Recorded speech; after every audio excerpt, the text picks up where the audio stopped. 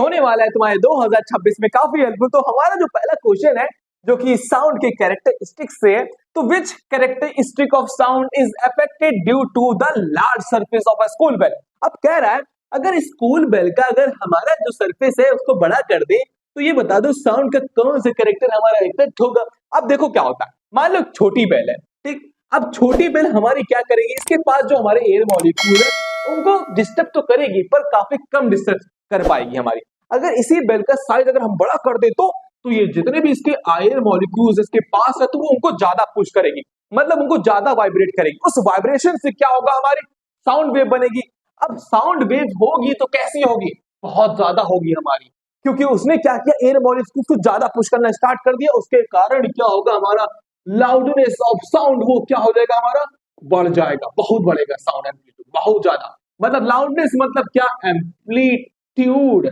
वो तुम्हारे एटीट्यूड की मैं बात नहीं कर रहा हूं जो कोई काम कर रही है, हम लाउडनेस की बात कर रहे हैं। सरफेस बढ़ा, एयर मॉलिक्यूल्स को ज्यादा डिस्टर्ब करा, उसके कारण क्या हुआ, हमारा लाउडनेस क्रिएट हो गया।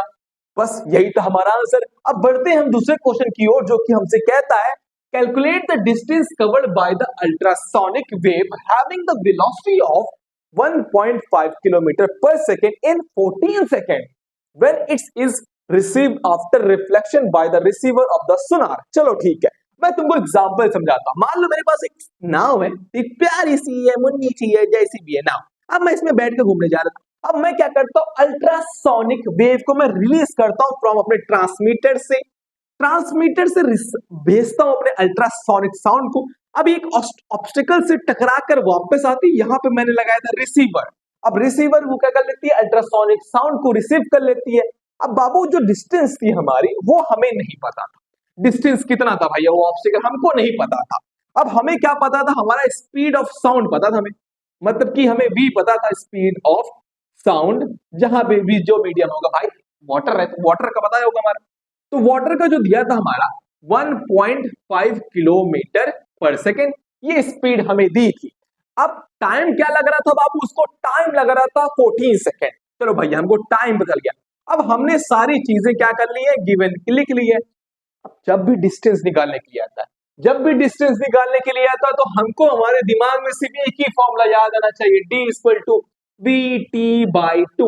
ये v क्या होता है, speed of a sound in medium, और t क्या होता है, जो उसको टाइम लग रहा है। तो सारी वैल्यूज को हम रखते हैं इसके अंदर, 1.5 मल्टीप्लाई बाय टाइम क्या लग रहा था, 14 सेकेंड। चलो भैया रख देते हैं।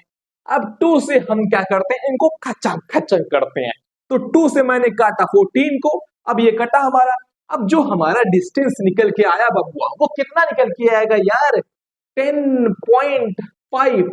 ये रहा हमारा आंसर। क्या रहा हमारा आंसर, ये रहा हमारा आंसर, 10.5 किलोमीटर पर सेकेंड। यही हमारा डिस्टेंस है, 10 किलोमीटर 0.5 किलोमीटर, ये हमारा डिस्टेंस था। देखा कैसे, कितना हलवा क्वेश्चन पूछा गया था, पर इंपॉर्टेंट है तुम्हारे 2026 के लिए। अब बढ़ते हैं हमारे तीसरे क्वेश्चन, बात करने वाला हूं हमारे 2030 के एमसीक्यू बेस्ड क्वेश्चन की, जो कि हमारा पहला क्वेश्चन हमसे कह रहा है when a body vibrate under a periodic force then vibration of the body are always. तो कह रहा है हमारा एक बॉडी है जो वाइब्रेट कर रहा है under pressure of periodic force. अब तुम्हारे दिमाग में चल रहा है ये पीरियोडिक फोर्स क्या है, हमारा ससुरा समझ में नहीं आया। तो पीरियोडिक फोर्स हमारा क्या होता है, एक लगातार की फोर्स होती है। अब पीरियोडिक फोर्स जैसे कि यहाँ पे तबला है, अरे स्टूल है यार, अब इस पर हम लगातार हम क्या लगा रहे हैं, फोर्स लगा रहे हैं, यही होगा हमारा क्या, पीरियोडिक फोर्स। अब कह रहे हैं when a body vibrate under a periodic force the vibration of the body और ऑलवेज क्या होगा हमारा, क्या वहां पे नेचुरल वाइब्रेशन देखने को मिलेगा, या फ्री वाइब्रेशन देखने को मिलेगा, या डैम्प्ड वाइब्रेशन देखने को मिलेगा, या रिजोनेंट वाइब्रेशन। अब बाबू जब भी हमारा पीरियोडिक फोर्स को कहीं भी लिख जाए, पीरियोडिक फोर्स लगातार वाली फोर्स, एक बात समझ जाना, हमारा जो वाइब्रेशन होगा वो एक फोर्स वाइब्रेशन से होगा। अब यहां पर क्या कर रहा हूं मैं, फोर्स लगा रहा हूं, उस फोर्स लगाने से वाइब्रेशन क्रिएट हुई, उसके कारण हमारा क्या होगा, फोर्स वाइब्रेशन। मैं जितनी बार इसको बजाऊंगा उतनी ही आवाज निकलेगी, उससे ज्यादा नहीं निकलेगी हमारा। एक बात ध्यान देना, फोर्स वाइब्रेशन पे हमारा जो एम्पलीट्यूड होता है वो क्या होता है, बहुत कम होता है यहाँ पर। मतलब यहाँ पर उसको सरफेस एरिया बड़ा है, इस वजह से आवाज आ रही होगी। पर यहाँ पर जो फोर्स वाइब्रेशन भी क्या होता है, अगर हम लगातार पीरियोडिक फोर्स लगाते हैं तो वहां पर हमारा एम्पलीट्यूड कम होता है, ज्यादा नहीं होता है। ध्यान देना बस इस बात को, जो मैंने एक्स्ट्रा बताया तुम्हें, ठीक। अब हमारा दूसरा क्वेश्चन हमसे कह रहा है two notes are produce from two different musical instrument. चलो ठीक है, दो नोट हमारी अरे भाई ये पैसे वाली नोट नहीं, हमारी म्यूजिकल की नोट्स होती है उसकी मैं बात कर रहा हूँ, ठीक। Such that having the same loudness and same pitch, मतलब कह रहा है हमारा फ्रीक्वेंसी सेम रहेगा और एम्पलीट्यूड भी क्या रहेगा हमारा सेम रहेगा एक डिफरेंट इंस्ट्रूमेंट के नोट्स। मान लो जैसे मैं गिटार से बजा रहा हूँ, ठीक, एक पियानो से बजा रहा हूँ, तो वहां पर हमारा क्या होगा, मतलब कि वहां पर the produce notes are differ in the wave. तो कैसे कैसे जानेंगी भैया हमारी पियानो की आवाज है गिटार की आवाज, कैसे जान लेते? अगर देखो तुमको मेरी आवाज पहचान भी आती है, किसी लड़की की आवाज तुमको सुनाई देती है तो वहां पे तुम जान जाते कि हाँ वो लड़की की आवाज है, यहाँ जानते तुम लड़के की आवाज है, पर दोनों की हमारी फ्रीक्वेंसी और पिच क्या सेम है, तब भी क्यों जान जाते हैं कि दोनों की एक लड़की की आवाज है एक लड़की की आवाज है? क्यों ऐसा जानते हो क्या होता है हमारा? वेव फॉर्म की वजह से, क्योंकि दोनों का जो वेव फॉर्म होता है वो सेम होता है हमारा, इस वजह से अलग अलग वेव फॉर्म क्या होता है, सेम कह रहा हूं, अलग अलग वेव फॉर्म होता है। मतलब क्या, जैसे कि मान लो एक पियानो का जो वेव फॉर्म होगा कुछ इस तरीके से होगा हमारा, हाँ, और वही अगर हम बात करते हैं गिटार की भी हमारा कुछ इस तरीके से होता होगा, ऐसे से। मतलब क्या है, दोनों का वेव फॉर्म हमारा अलग अलग देखने को मिलता है। यहाँ पर तो मैंने कुछ ज्यादा पूछा पूछी कर दिया है, डायग्राम बुक में होगा अच्छी तरीके से। तो दोनों का वेव फॉर्म, ये ध्यान देना, दोनों के वेव फॉर्म हमारे क्या होते हैं, अलग अलग होते हैं। तो ये रहे हमारे 2023 के एमसीक्यू क्वेश्चन की। अब बात करता हूं हमारे लास्ट क्वेश्चन जो कि 2023 में पूछा गया था, वो काफी इंपॉर्टेंट है। उसमें बच्चे हर बात बहुत गलत किए थे इसको 2023 के जो आने वाला क्वेश्चन उसमें। बात करते हैं हमारे 2023 के लास्ट क्वेश्चन की, जो कि है हमारा इस तरीके से, we are able to see the TV channel clearly when we set TV on auto tuning. ये क्वेश्चन भाई साहब हमसे कह रहे हैं हम टीवी को तभी देख सकते हैं जब टीवी हमारा ऑटो ट्यूनिंग में सेट हो। क्या सही कह रहा है? हाँ सही कह रहा है हमारा। ये कौन सा होगा फिनोमेना हमारा? पहला क्वेश्चन हमसे कह रहा है which phenomena lead to clear visibility on the TV channel due to auto tuning. अब बच्चों के दिमाग में चल रहा है ये भैया ऑटो ट्यूनिंग का होती है, समझ में ना आया। अब वो ऑटो ट्यूनिंग एक ऐसी टाइप की चीज होती है जहां पर वो क्या करता है, फ्रीक्वेंसी को मैच कराता है। अब वो टीवी के अंदर हमारा क्या होता है, एक रिसीवर होता है या एक रेडियो, नाम का सुना होगा, रेडियो हमारे इस तरीके से होता है भैया रेडियो। अब वो क्या करता है, हमारा यहाँ पर रिसीवर लगा होता है। अब वहां पे जो हमारा रेडियो स्टेशन होता है वो सिग्नल भेजता है, फ्रीक्वेंसी में सिग्नल भेजता है। अब अगर उसकी फ्रीक्वेंसी और टीवी की फ्रीक्वेंसी क्या कर जाए, मैच कर जाए, तो हमारे टीवी में दिखाई नहीं देता है क्या, कार्टून, ठीक। तो इस तरीके से हमारा काम करता है रेजोनेंस में। हमारा ये जो फिनोमेना है, ये फिनोमेना हमारा रेजोनेंस का। किसका फिनोमेना भैया? आंसर पहले का जो आंसर होगा वो होगा रेजोनेंस का। किसका होगा भैया? रेजोनेंस का फिनोमेना होगा। अब सेकंड क्वेश्चन कह रहा है define the above phenomena mention by you. अब इसी फिनोमेना को तुमको बताना अच्छी तरीके से। अब वो ये जो फिनोमेना होता है ना, इसमें क्या होता है, इस केस में हमारा जो एम्पलीट्यूड होता है वो मैक्सिमम देखने को मिलता है, एम्पलीट्यूड हमारा मैक्स देखने को मिलता है। और इस केस में क्या होता है, हमारी एक्सटर्नल फ्रीक्वेंसी इंटरनल फ्रीक्वेंसी से, अरे भैया इंटरनल फ्रीक्वेंसी से क्या हो जाना चाहिए, मैच कर जाना चाहिए। क्या करना चाहिए? मैच कर जानी, दोनों का फ्रीक्वेंसी हमारा बराबर हो जाना चाहिए, तभी हमारा रेजोनेंस कहलाएगा। मैं आंसर तुमको बोल रहा हूं, उसको तुमको लिखना है। तो आंसर लिखना है resonance is the phenomena in which a body vibrate with maximum amplitude when the frequency of the external force or applied signal become equal to its natural frequency। तो ये रहा हमारा दूसरे का आंसर। अब बात कर रहा है हमसे तीसरे क्वेश्चन की, give any one more example. और एग्जांपल चाहिए भाई साहब को, देखो क्वेश्चन कितना बड़ा कर रहा है हमारा, एक और एग्जांपल चाहिए। इसका एक एग्जांपल हमारा ट्यूनिंग फॉर्क। ट्यूनिंग फॉर्क में भी हमारा यही होता है। क्या होता है हमारे ट्यूनिंग फॉर्क इस तरीके से होता है, ठीक। अब दो ट्यूनिंग फॉर्क बनाना पड़ेगा क्योंकि हमको रेजोनेंस मैच कराना होता है। रेजोनेंस में क्या होता है, अगर हमारी फ्रीक्वेंसी मैच कर जाती है तो रेजोनेंस कहलाती है, वरना कुछ नहीं कहलाएगा हमारा। अब उसको मैंने क्या किया, एक फ्रीक्वेंसी से मैंने इसको वाइब्रेट कराया, इसको मैंने धक्का दे दिया। हाँ, मैंने एक स्टिक से मैं पीट दिया, ऐसे कर दिया टक्का से। अब जो मैंने इसको एक फ्रीक्वेंसी दी वो कितना दी, हमारा 20 हर्ट्ज का फ्रीक्वेंसी दी। अब इसमें हमारा ये जो बॉक्स होता है, इसमें एयर कॉलम क्या होता है, होते हैं। अब ये एयर कॉलम हमारे आगे जाएंगे, इसके कारण ये क्या होगा, हमारा ये जो ट्यूनिंग फॉर्क है ये भी वाइब्रेट करना स्टार्ट कर देगा एज अ सेम फ्रीक्वेंसी से 20 हर्ट्ज से। अब ये जो फिनोमेना हमारा कहलाएगा ये रेजोनेंस का कहलाएगा। क्या कहलाएगा भैया, हमारा ये जो फिनोमेना होगा ये हमारा रेजोनेंस का फिनोमेना कहलाएगा। तो ये रहा हमारा एग्जाम्पल तीसरे का। तो इसमें लिखना क्या होगा एग्जाम के दिन, a tuning fork causing another tuning fork of the same frequency to vibrate. ये रहा हमारा आंसर इसका। हम बात करते हैं हमारे पहले क्वेश्चन की। तो पहला क्वेश्चन हमसे कह रहा है, यहाँ पर एक भाई साहब है जिनका नाम है रोहन। तो रोहन एक एक्सपेरिमेंट को कंडक्ट कराते हैं और वो क्या करते हैं, एक इको को अलग अलग मीडियम पे ट्रेवल कराते हैं और फिर वो ऑब्जर्व करते हैं। फिर वो ऑब्जर्व करते हैं कि जो मिनिमम डिस्टेंस रिक्वायर्ड है इको को ट्रेवल करने के लिए कहां पर, ऑक्सीजन पर, वो एक्स मीटर है। ठीक, फिर एक और एक्सपेरिमेंट करते हैं, मतलब उसी एक और एक्सपेरिमेंट करते हैं जहां पर वो बेंजीन को ट्रेवल कराते, मतलब बेंजीन में वो इको को ट्रेवल कराते हैं और उनको जो मिनिमम डिस्टेंस मिलती है वो मिलती है वाई मीटर। अब तुमको कंपेयर करना है एक्स और वाई को, जस्टिफाई योर आंसर। तो यहाँ पर हमें क्या क्या चीजें गिवन, यहाँ पर गिवन है speed of sound in oxygen जो कि होता है 340 मीटर पर सेकेंड, और वहीं पे हमारा बेंजीन में जो साउंड की स्पीड होती है वो 200 मीटर पर सेकेंड होता है। चलो उसको हम लोग फाइंड कर दे, बहुत आसान है, हमको डिस्टेंस तो फाइंड करना और क्या फाइंड करना है यार। तो डिस्टेंस फाइंड करने के लिए हमारा क्या फॉर्मूला होता है, तो अप्लाइंग द फॉर्मूला जो कि होता है d इक्वल टू, ये होता है v t बाई 2। यहाँ पे तुम्हारे दिमाग में चल रहा है v क्या होता है बाबू, v होता है हमारा स्पीड ऑफ साउंड। क्या होता है स्पीड ऑफ साउंड, और यहाँ पे time to travel echo in air, और जो भी है जो भी मीडियम हमारा उसका, तो यहाँ पर होता है 0.1 सेकेंड होता है। ये चीजें हमको पता होनी चाहिए, बेसिक बेसिक चीजें है ना। तो अब क्या करते हैं, सारी वैल्यूज को हम पुट करते हैं। तो हम ऑक्सीजन का पहले फाइंड करते हैं, ऑक्सीजन को फाइंड करते हैं। तो ऑक्सीजन की सारी वैल्यूज रखते हैं हम लोग। V speed of sound in oxygen कितना है हमारा 340 मीटर पर सेकेंड, 340 मीटर, अरे इसको क्यों लिख रहा हूं मैं, और यहाँ पर टाइम क्या लग रहा है 0.1 सेकेंड लग रहा है, डिवाइडेड बाई 2।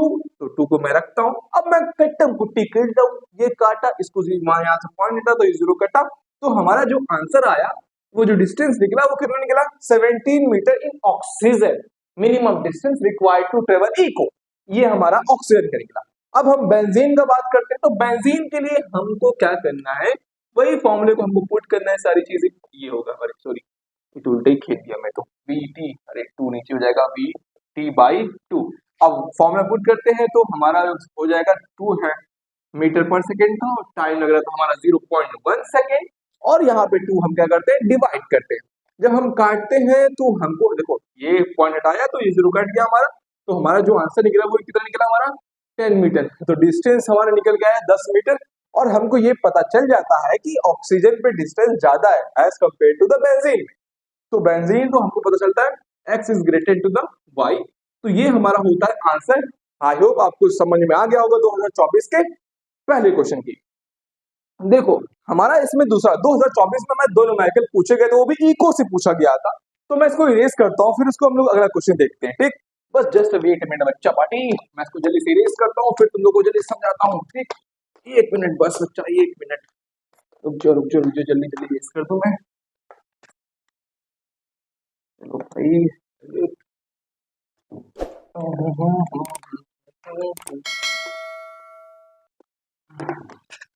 अरे 2024 की मिनट का तुम। तो देखो हमसे जो पहला क्वेश्चन दूसरा क्वेश्चन जो हमसे कह रहा है, पहले पेज पलट लेते हैं, क्वेश्चन कहाँ गया, ये रहा हमारा। तो तुम्हारे सामने स्क्रीन पे हमारा ये क्वेश्चन आ रहा है। तो क्वेश्चन हमसे कह रहा है, name the wave used in sonar. तो बच्चा ये बताओ कौन सी वेव यूज होती है सोनार के अंदर।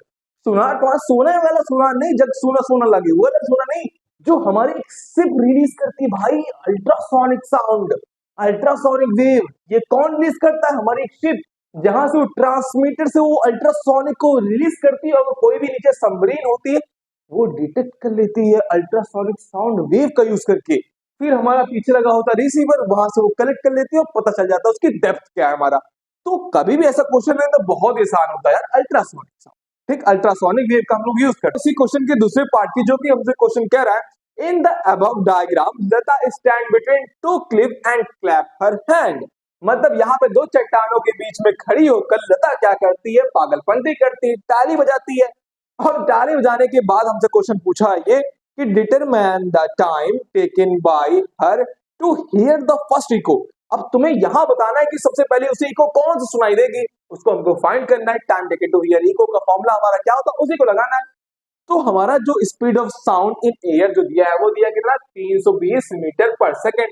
तो हम फॉर्मूला लगाते हैं, जो फॉर्मूला होता है वो क्या होता है, टी इक्वल टू 2D/v होता है हमारा, ये फॉर्मूला होता है। अब इसी फॉर्मूला को पुट करना है, चलो ठीक है मैं करता हूँ। तो टी निकालना है, ये हम क्लिप ए का निकालते हैं, पहले क्लिप ए का निकाल लेते हैं, मैं क्लिप ए का पहले निकाल लगाता हूँ। ठीक, क्लिप ए से हमारी जो आवाज टकरा के जो आएगी उसको देखते हैं। तो डिस्टेंस कितनी बन जाएगी, देखो यहाँ पर हमारी लता खड़ी थी, यहाँ पर 2 क्लिप थे, यहाँ पर एक क्लिप था, दोनों क्लिप की जो दूरी थी वो थी 177 मीटर, और क्लिप बी से हमारी जो थी दूरी वो कितनी थी, क्लिप बी से 160 मीटर। तो इसकी दूरी कितनी निकल जाएगी बाबुआ, 10 मीटर। यार क्या है यार, साला कुछ तो नहीं है इसमें वाला, 10 मीटर। तो चलो ठीक है, अब मैं पुट करता हूँ सारी वैल्यूज को। डिस्टेंस कितनी, 10 मीटर, चलो 10 लिख देता हूँ। स्पीड ऑफ साउंड कितनी भैया, स्पीड ऑफ, सब कुछ लिखना पड़ेगा, speed of sound in air, sound in air. कुछ गलती मत करना यार, जो बता रहा हूँ वही होगा, बोर्ड एग्जाम में तुम्हारा फंसे है क्वेश्चन। ठीक, अब मैं वही लिखता हूँ 320, और मैं क्या करता हूँ, थोड़ा काटता पीटता हूँ। चलो मैं काटने के बाद जो हमारा जो एक्जैक्टली आंसर जो आएगा वो निकल के आएगा हमारा 0.06, ये अप्रॉक्स कुछ निकल के आएगा 0.62 या समथिंग 28, कुछ ऐसा निकल के आएगा हमारा सेकेंड। तो देखो एक चीज मैं तुम्हें बताने वाला हूँ, ठीक, देखो time taken to hear echo वो कितना होना चाहिए। देखो the time gap between original sound और रिफ्लेक्टेड साउंड वो हमारा 0.1 सेकेंड से ज्यादा होना चाहिए, या बराबर होगा तो चलेगा, तभी हमें इको सुनाई देगा, वरना इको नहीं सुनाई देगा। और यहाँ पे बाबू जो हमारा निकल के आया वो 0.06, और जो भी समथिंग उससे कोई लेना देना नहीं, यहाँ पे पता चल गया। तो हमारा जो टाइम लग रहा है वो तो बहुत ही कम लग रहा है, तो मतलब हमारा जो क्लिप ए से जो आवाज टकरा के आएगी उससे तो सुनाई नहीं देने वाला, पहली बात। क्लिप बी का हम लोग फाइंड कर ले, उसको देखते हैं, चलो ठीक है, क्लिप बी का हम देखते हैं, क्लिप बी का हम निकालते हैं, तो वही निकालते हैं जो फॉर्मूला होता है हमारा 2D/, यहाँ पर भी हो जाएगा, तो हम सारी वैल्यूज पुट कर। डिस्टेंस हमारी कितनी है भैया, डिस्टेंस 160 मीटर है, जो क्लिप बी से थी वो कितनी है, 2 × 160 डिवाइडेड बाई v कितना निकला, v हमारा speed of sound in air कितना था, 320 था। अब सबको काटते हैं तो हमारा क्या निकलता है, 320 डिवाइडेड बाई 320, दोनों कटा, और हमारा जो टाइम निकल के आया बबुआ वो निकल के आया 1 सेकेंड। अब ये सुनाई देगा हमको, क्लिप बे से जो आवाज टकरा के आएगी वो हमें सुनाई देने वाली है, क्योंकि ये 1 सेकेंड से हमारा ज्यादा है, इस वजह से ये हमें इको सुनाई देगा। तो हमारा इसका आंसर क्या हो जाता है, यही हो जाता है। क्लिप ए से हमें नहीं सुनाई देने वाली है आवाज, तो उसको याद कर लेना भैया, क्योंकि हमारी इको सुनने के लिए 0.1 सेकेंड से ज्यादा होनी चाहिए, उसके बराबर होना चाहिए। तो ये रहा हमारा 2024 का पूरा क्वेश्चन कंप्लीट होता है। यहाँ 2025 में कुछ खास करने की कोशिश की थी, तो हमारा जो पहला क्वेश्चन है ये बाकी सालों की तरह है हमारा। तो क्वेश्चन कह रहा है हमारा, a submarine in the sea send ultrasonic sound. अब वो क्या करती है, एक सबमरीन रहती है, एक अल्ट्रासोनिक साउंड को वो रिलीज करती है। अब जैसे वो अल्ट्रासोनिक साउंड को रिलीज करती है तो अपना स्टॉप वॉच वो स्टार्ट कर देती है उसी समय।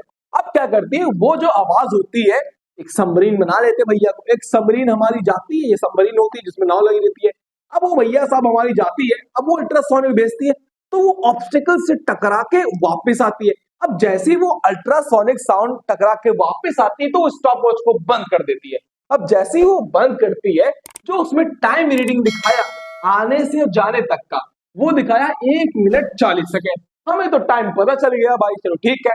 अब हमसे कह रहा है calculate the distance of the obstacle from the submarine. अब कह रहा है भैया इसकी दूरी कितनी है ऑब्स्टिकल से, हमें डिस्टेंस फाइंड करने के लिए कह रहा है। टाइम तो हमें दे दिया भाई साहब ने, हमें डिस्टेंस फाइंड करना है। और हमारा जो स्पीड ऑफ साउंड है वाटर के अंदर वो कितना भैया, 1500 मीटर पर सेकेंड है। चलो ठीक है, अब हम लोग करते हैं, पहले गिवन में क्या क्या चीजें उसको लिख लेते भैया, एग्जाम में ऐसे करना है। गिवन में क्या क्या चीजें है हमारा, टाइम क्या लगा, हमारा टाइम लगा 1 मिनट 40 सेकेंड, शाबाश।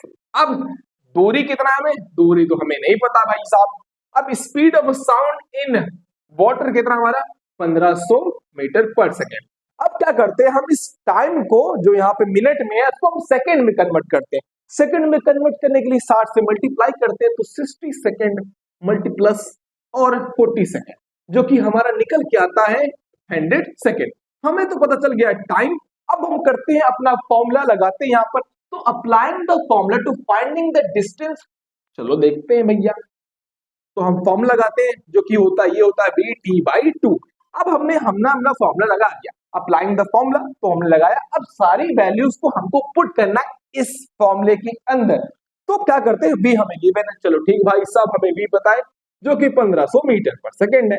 अब टाइम क्या लग रहा था भाई, टाइम पता कर लिया हम लोग, टाइम लग रहा था हमारा 100 सेकेंड। अब 2 बाई से हम डिवाइड करेंगे, हम 2 को काटते हैं तो हमारा 50 ये आता है, और हमारा जो आंसर निकल के आता है दूरी जो कि होता है 7,500 मीटर। ये हमें डिस्टेंस पता चल गया। ये रहा हमारे क्वेश्चन का आंसर। देखा बहुत ही हलवा क्वेश्चन यार, ये बाकी सालों की तरह ही क्वेश्चन पूछा गया, ये इको से रिलेटेड क्वेश्चन था हमारा। अब जो क्वेश्चन आने वाला है वो कुछ खास है जिसकी मैं बात करने वाला हूँ, तो चलिए देखते हैं। उसी क्वेश्चन की मैं बात कर रहा था, जो क्वेश्चन हमसे कह रहा है the displacement time graph of a sound wave produced by a vibrating wire is shown below. यहाँ पर एक वाइब्रेटिंग वायर है, इस वाइब्रेटिंग वायर की वजह से एक साउंड वेव बनती है हमारी, और क्वेश्चन हमसे कह रहा है कि how will you adjust the tension in the wire to reduce the length of PR. अगर हम इस पीआर की लेंथ को रिड्यूस करते तो हमारा टेंशन में क्या इफेक्ट पड़ेगा, कैसे एडजस्ट करेंगे। देखो बाबू, जब भी अगर हमारी लेंथ कम होती है, पहली बात ध्यान देना, जब भी अगर हमारी लेंथ कम होगी तो लेंथ कम होने से क्या होती है, हमारी जो टेंशन होती है वो बढ़ जाती है। जाहिर सी बात है। अब जैसे तुम्हारा नजदीक पेपर आ रहा है, तुम्हारे दिमाग में टेंशन बढ़ रहा है कि नहीं बढ़ रहा है, एग्जैक्टली ऐसे ही है हमारा। अगर हम पीआर को हम कम कर देंगे तो हमारा जो टेंशनल फोर्स होगा इसके अंदर जो लग रहा है वो क्या हो जाएगा, हमारा बढ़ जाएगा। तो हमारा आंसर इसका जो हो जाएगा, to reduce the length of PR, मतलब की length the tensional force should be increased, ये हमारा इसका आंसर होगा। अब बात करते हैं हमारा दूसरे क्वेश्चन की, जो कि हमसे कह रहा है which character of sound is affected by the reduction in the length of PR। अगर हम इस PR को कम करेंगे तो कौन सा साउंड का कैरेक्टर इफेक्ट होगा, उसके बारे में बात करते हैं ना। तो देखो अब बाबू हमारा क्या हुआ, लेंथ कम हुआ, टेंशन फोर्स बढ़ गई। अब जब भी अगर हमारी लेंथ कम होती है, एक बात ध्यान है, जब भी लेंथ कम होती है तो टाइम पीरियड भी हमारा क्या हो जाता है, कम हो जाता है। अब वो जब टाइम पीरियड हमारा कम होता है उसके वजह से क्या होता है, हमारी जो फ्रीक्वेंसी होती है वो बढ़ जाती है। एक बात ध्यान देना, जो मैं बता रहा हूँ पहले सुनो ध्यान से। पहले मैंने क्या किया, लेंथ कम किया। जैसे मैंने लेंथ कम किया तो टाइम पीरियड भी क्या हो गया हमारा, भाई टाइम पीरियड कम हो जाएगा ना, होगा कि नहीं, हाँ यार टाइम पीरियड कम होगा।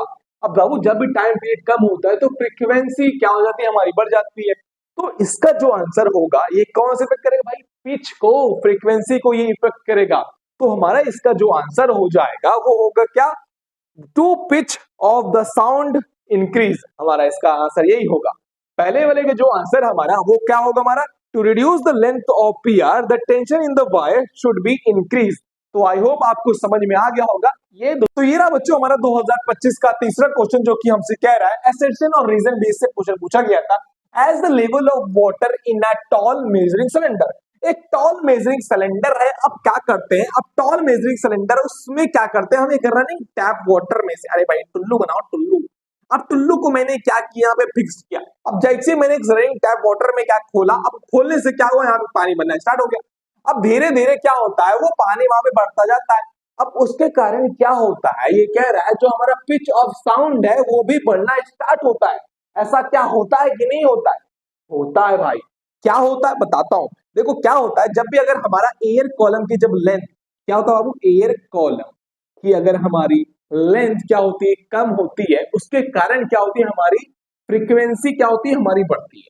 मतलब फ्रीक्वेंसी बढ़ी तो क्या बढ़ा, पिच बढ़ा। अबे भाई फ्रीक्वेंसी मतलब की पिच, भाई लड़कियों की पिच काफी हाई होती है, बच्चे की पिच काफी हाई होती है, लड़कों की पिच काफी ज्यादा होती है।